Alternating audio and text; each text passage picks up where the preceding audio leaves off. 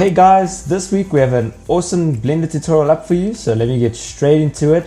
So I had a friend phone me up and he was sort of like, hey man, do you have any idea on how on how to animate tank wheels in Blender? You know, because the thing is like, you know, you can just rotate something and then it just rotates, but here you're actually rotating these chains in a specific shape. So of course I said, yeah man, that's cool man, I'll just like do a tutorial on it and stuff, and then you know you can check out my tutorial and like it and all of that kind of stuff. And then, you know, so I decided to do that as part of my animation, part of, you know, my Blender beginners tutorial. So this is the type of animation that we're going to be doing, and yeah guys, hey, prepare yourselves because yeah, get down a pen and paper and, well, just get a pen and paper and take some intense notes here. All right, so let's kick it off. Right, thank you very much for the music. Right then, so we're going to start off by creating the chain. Yep, we are doing this from scratch, ladies and gentlemen. All right, so we're going to start off with a cube. I'm going to go into face selection mode, which is 3 on my keyboard. All right, going into edit mode, face selection mode, I select the top, select the bottom, and I'm going to scale. S for scale, press C in the Z axis. I'm going to scale it down roughly around about there. All right, I like that already. I'm not going to change a thing. Okay, I suppose maybe we can just make it right now. The reason why I scale it in edit mode instead of just doing it in object mode is because it helps me keep when I'm moving the object, when I'm interacting with it, unless you reset, you know, do this thing, not that thing, unless you unless you do this, which is basically resetting the shape of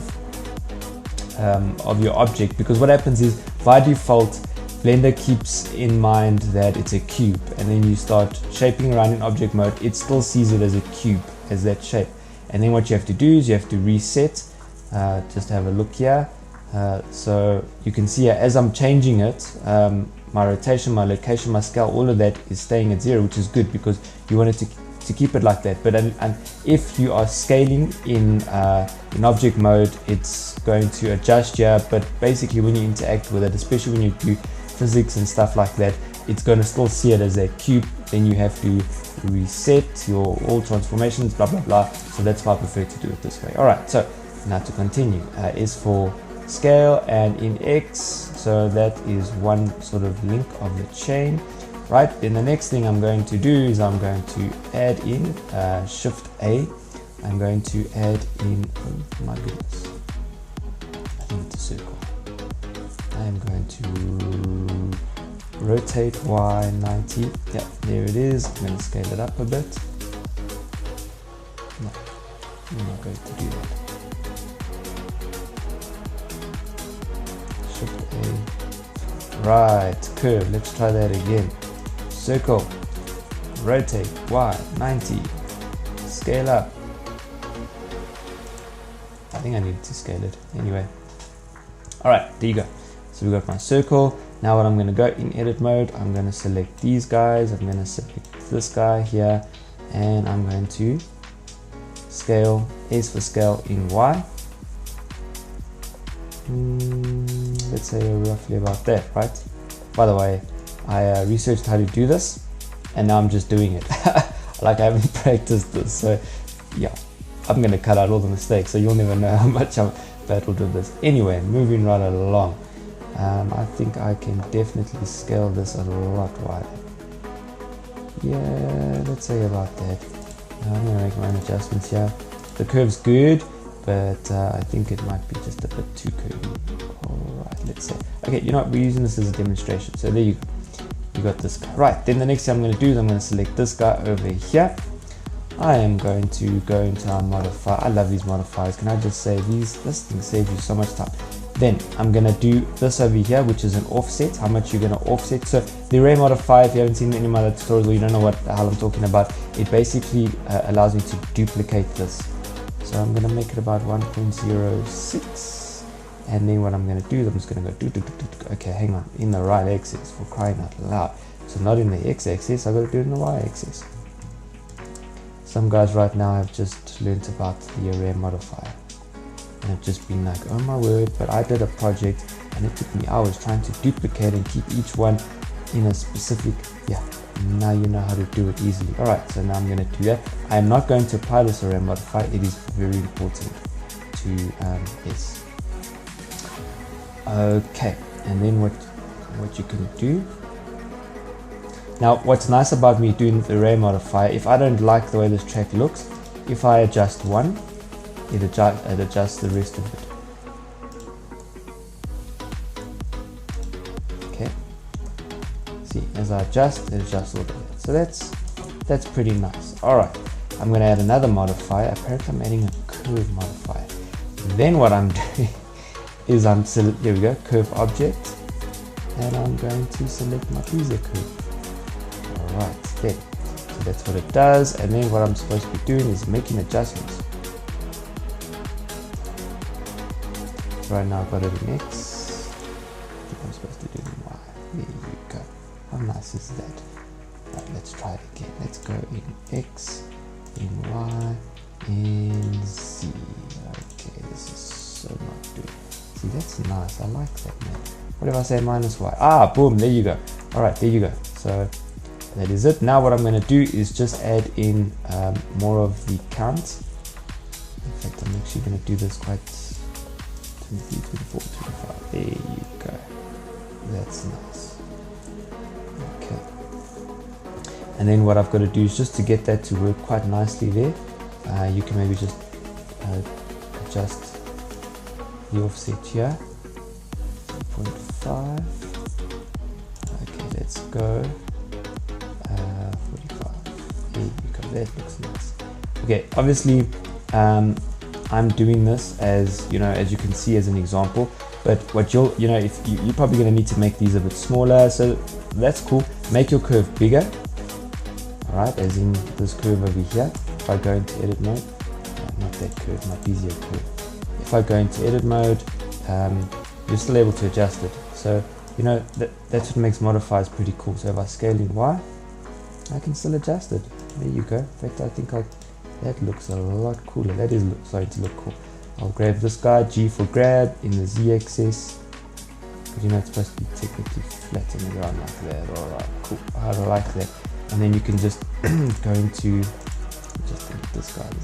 So unnecessary. This is the curve lane in the middle there. I'm going to select my cube, add more count. Alright, there you go. I like that. Again, let's have it 35. Okay, 35 is a bit too much. 37. I like that. Alright, could be perfect, but alright. There you go. Okay, so there you got that. Now, let me show you the cool thing. Let me just save my project quickly. Please don't look at my documents, for crying out loud. Yes. This is so embarrassing.